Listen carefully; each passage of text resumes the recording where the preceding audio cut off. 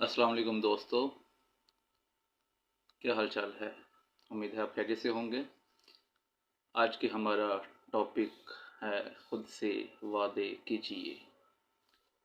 आपके कुछ दोस्त ऐसे भी होंगे जो आपसे मुलाकात के लिए कभी कभार आते हैं।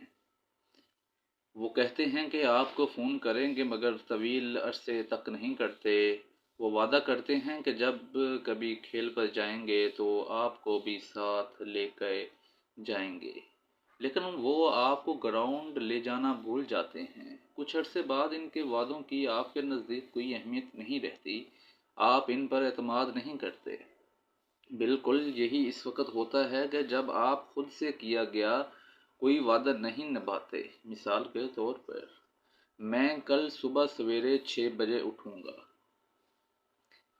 या ये कि जब मैं घर जाऊंगा तो इसी वक्त स्कूल का काम शुरू कर दूंगा। जब आप खुद से किए गए किसी वादे पर कायम नहीं रहते तो फिर आप खुद पर एतमाद करना छोड़ देते हैं। याद रखिए, खुद से किए गए वादों का आपको इतना ही पास होना चाहिए जितना कि आप दूसरों से किए गए वादों का करते हैं। अगर आप ज़िंदगी में बेतरतीब और मुंतशिर हैं तो फिर अपनी इस बेकायदगी पर एकदम से काबू पाने की कोशिश ना कीजिए, बल्कि रफ्ता रफ्ता एक एक कमज़ोरी पर काबू पाने की कोशिश कीजिए। खुद से एक वादा कीजिए और इस पर कायम रहिए। खुद से 10-10 रुपए वाले ऐसे वादे कीजिए जिन्हें आप पूरा कर सकें। मिसाल के तौर पर, एक ये इरादा कीजिए कि आप आज से सेहतमंद ग़िज़ा खाएंगे। इसके बाद अपने अकाउंट में 100-100 रुपए वाले वादे जमा कीजिए। मिसाल के तौर पर, आप अपने इस दोस्त से किनारा कशी इख्तियार कर लेंगे जिसका किरदार कमज़ोर है और जो गालियाँ बहुत बकता है।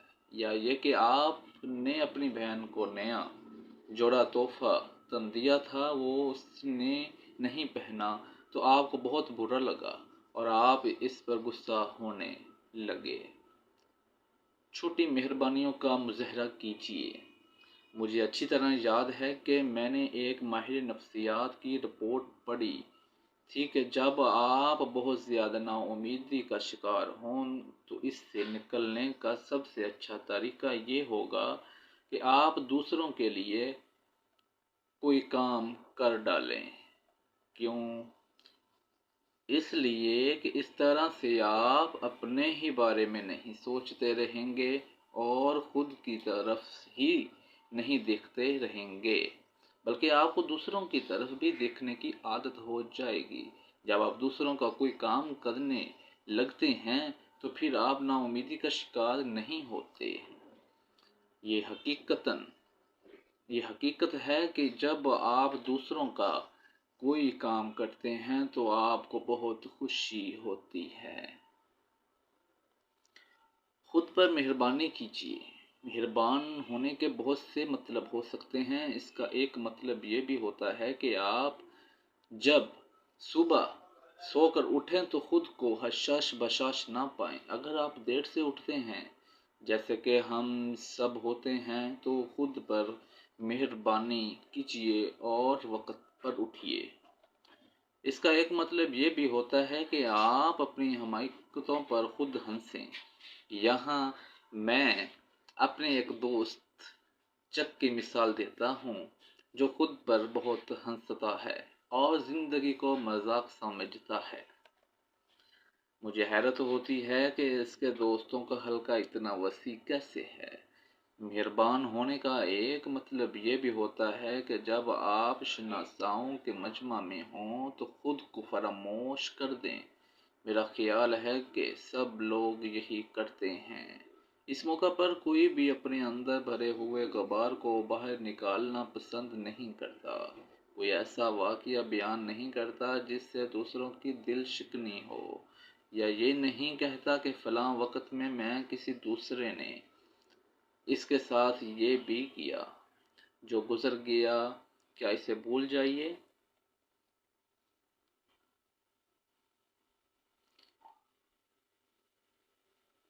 दयानतदार रहिए।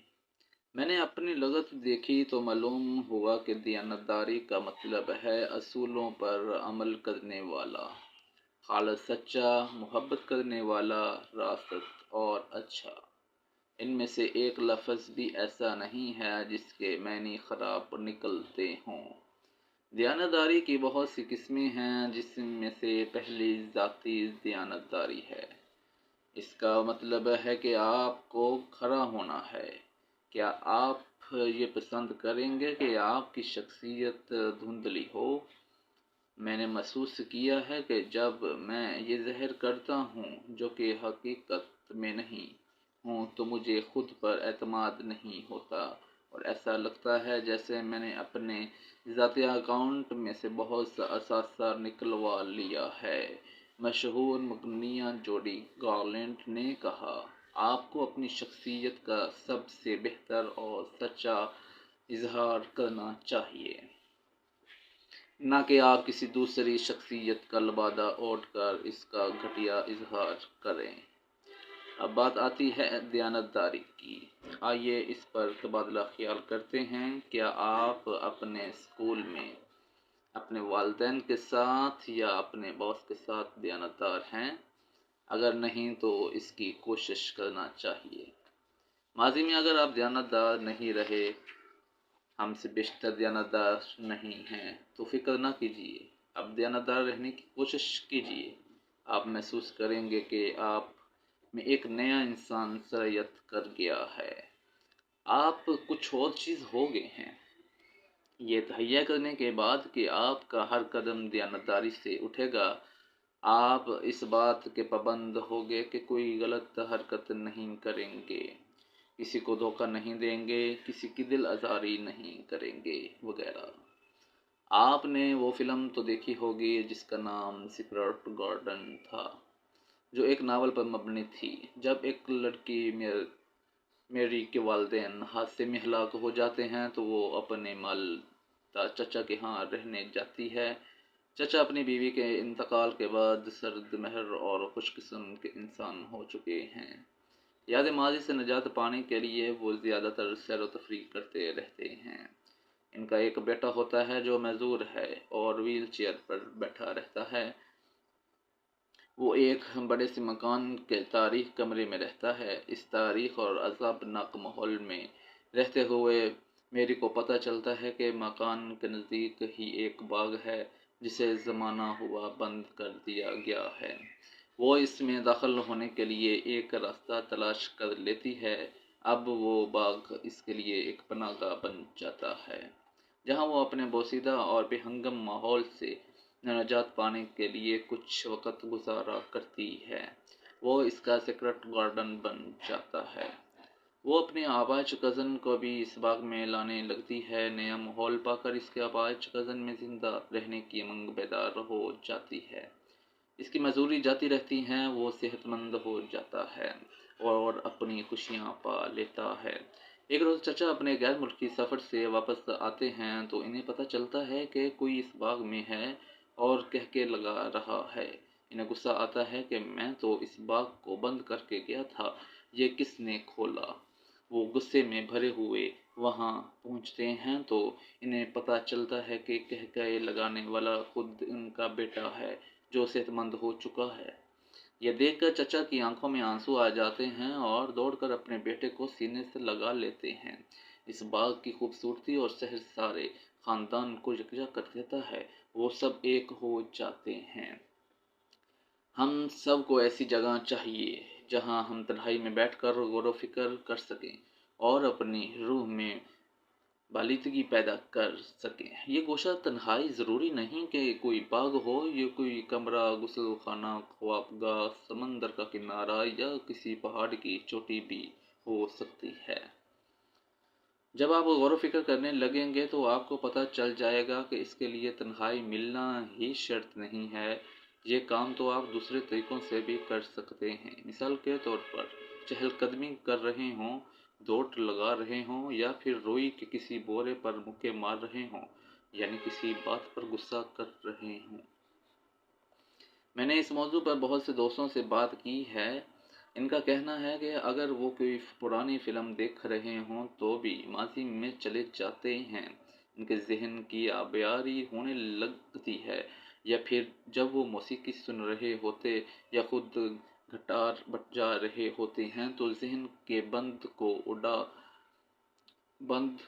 کوارڈ کھلنے لگتے ہیں۔